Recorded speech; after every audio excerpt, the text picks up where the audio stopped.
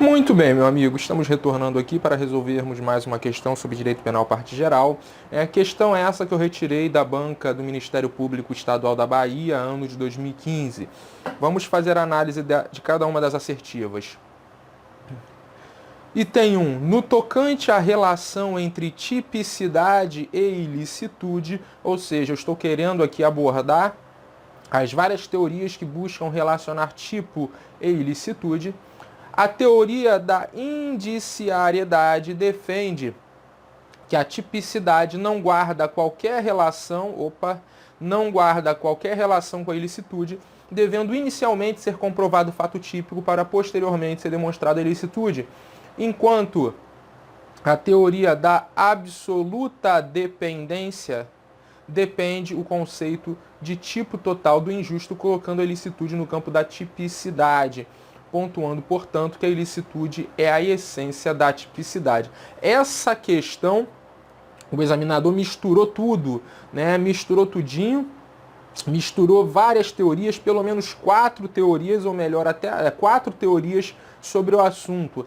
As principais teorias relacionando tipo e ilicitude é a teoria do tipo avalorado, que foi desenvolvida inicialmente por Lintz e Belling, né, e se adequa muito bem ao modelo clássico de delito, né, modelo esse em que dolo e culpa estavam na culpabilidade, né, eu tinha uma culpabilidade estritamente psicológica, né, vista como vínculo subjetivo entre o autor do fato e o resultado, o autor do fato, a ação praticada pelo autor do fato e o resultado, e o elemento fato típico e ilicitude, ele eram vistos como a fase externa do delito, os elementos objetivos do delito e, portanto, completamente avalorados. Daí o nome da teoria, a teoria do tipo avalorado. Já a teoria da ratio cognoscendi, desenvolvida por Max Ernst Mayr, né, ela vai encontrar uma acolhida muito boa no modelo finalista de delito, embora ela tenha sido, né, desenvolvida muito antes, mas Hans Welzel vai acolher quando desenvolve o modelo finalista de delito, né, também chamada teoria indiciária. Por quê? Porque o fato típico vai ser a razão de conhecer da ilicitude, tá? A chamada teoria indiciária. O fato, uma vez constatado o fato típico, ele será ilícito, né? A não ser que se demonstre uma exclusão de causa, uma causa de exclusão de ilicitude. Então há um indício, uma presunção iuris tanto, uma presunção relativa. Já a teoria da ratio essendi e a teoria dos elementos negativos do tipo, elas têm em comum ambas que foram muito bem acolhidas pelo modelo neoclássico ou neocantista de delito, né? Ambas acabam trabalhando, né, com um conceito bipartido de crime, porque eles desenvolvem a ideia de injusto penal, que vai congregar, que vai reunir tanto o fato típico quanto a ilicitude. Então, para ambas as teorias, eu tenho o crime, o fato típico e a ilicitude, trabalhados num único substrato do crime chamado injusto penal, adotando-se, portanto, um conceito bipartido. Então, observa aqui em cima que a teoria indiciária ela não defende um tipo avalorado. Ela não defende um tipo avalorado. Porém, voltando para cá, a teoria da ratio essendi e teoria dos elementos negativos do tipo são diferentes, embora você veja por aí muito bom, muito doutrinador de manual, livro resumido, afirmando ou misturando esses conceitos. Isso está equivocado, já foi perguntado em prova, inclusive discursiva e oral. Diferencie teoria da ratio essendi, ratio cognoscendi, ou ratio essendi e elementos negativos do tipo, tá? A teoria da ratio essendi, ela é desenvolvida por Metzinger, né, um dos maiores representantes do modelo neoclássico de delito, também conhecido como teoria da identidade. E essa teoria, o que eu vou defender? Eu vou defender que a tipicidade é a razão de ser da ilicitude. Tá certo? A tipicidade, a ratio essendi da ilicitude, a tipicidade nessa linha ela está inserida num círculo maior, que é a ilicitude.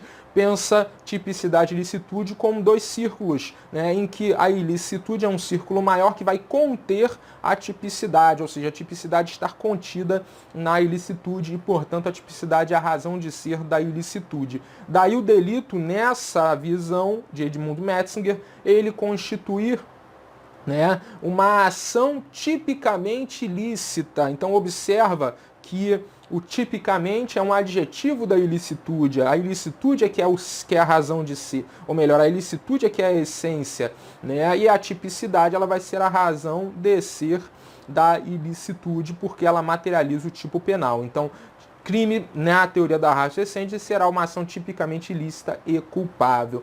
Já a teoria dos elementos negativos do tipo vai trabalhar com a figura desenvolvida por Merkel e Frank, chamada, né, tipo total do injusto.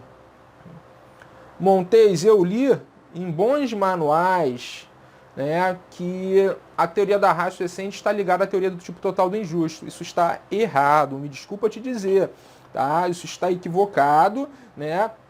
O doutrinador está misturando duas teorias e vai te induzir a erro na prova. Sinto em te dizer, vai ler um livro mais especializado, porque é uma visão, com todo respeito, equivocada. Então, os elementos negativos do tipo, eles vão trabalhar na visão de Merck e Frank, né, com a figura do chamado tipo total de injusto. Para Merck e Frank, o tipo, ele descreve os chamados fatos proibidos, que são chamados de tipos provisórios do injusto, também conhecido como tipos incriminadores, mas também descrevem, né, as causas excludentes da ilicitude, isso no próprio tipo, conhecidos como dados negativos do tipo. Então a antijuridicidade ela faz parte do tipo, ela está integrada no tipo. O tipo penal, pensando novamente nos círculos, ele é um círculo maior, a tipicidade, do qual a antijuridicidade está contida. Então observa que nessa imagem desenhada, né, os círculos são o inverso da ratio essendi. Na ratio essendi, eu tenho a antijuridicidade englobando a tipicidade. Nos elementos negativos do tipo, eu tenho a tipicidade englobando a antijuridicidade. Então, eu trabalho com essa figura do tipo total do injusto, em que o tipo vai ter duas faces. Uma face positiva, que nada mais é do que o tipo provisório, o tipo incriminador, e uma face negativa, caracterizada pela ausência das causas excludentes de justificação, né? Então, observa que presente uma das causas excludentes de justificação, eu tenho a exclusão do próprio tipo penal, porque isso será a face negativa do tipo, tá certo? Então observa que o examinador ele fez o quê? Ele misturou isso tudo aqui, misturou essas teorias todas, né? E são teorias que têm os seus pontos, algumas têm seu ponto de contato, porém são teorias diferentes. Muito bem, então vamos voltar aqui, item 2, vamos fazer a leitura. No estado de necessidade e na legítima defesa, em caso de excesso culposo, o agente responderá por tal conduta, ainda que ausente a previsão culposa do delito, em decorrência do excesso praticado. A assertiva está equivocada, é uma pegadinha. Por quê? O excesso ele será imputado a título de dolo, se óbvio se você responder, ou melhor, atuar dolosamente, ou a título de culpa, se presente os requisitos do delito culposo. Porém, um desses requisitos, qual é? A tipicidade, a tipificação dessa conduta como culposa. Ausente a previsão do tipo penal culposo, né, do delito, não há como você tipificar essa conduta. Esse excesso acaba restando impunível, né, pela ausência de um dos elementos do delito culposo, que é a questão da tipicidade, tá certo? Então é uma questão bem tranquila, a assertiva está errada.